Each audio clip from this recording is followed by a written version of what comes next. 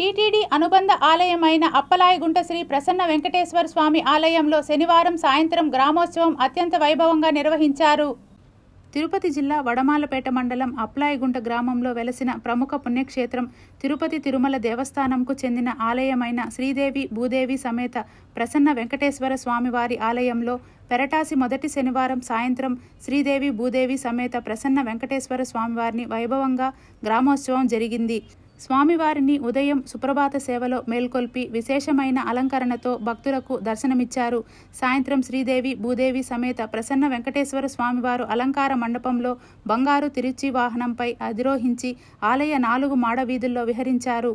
తిరుమాడ వీధులలో స్వామివారు ఊరేగుతూ భక్తులు కర్పూర నీరాజనాలు సమర్పించారు. మొదటి శనివారం కావడంతో భక్తులు స్వామివారిని అధిక సంఖ్యలో దర్శించుకున్నారు. భక్తులకు తగినట్లుగా టీటీడీ అధికారులు అన్ని ఏర్పాట్లను పూర్తి చేశారు. వాహన సేవలో ఆలయ deputy EO Harindranath, superintendent Srivani, inspector Venugopal, Raju, ఇతర సిబ్బంది గ్రామస్తులు పాల్గొన్నారు.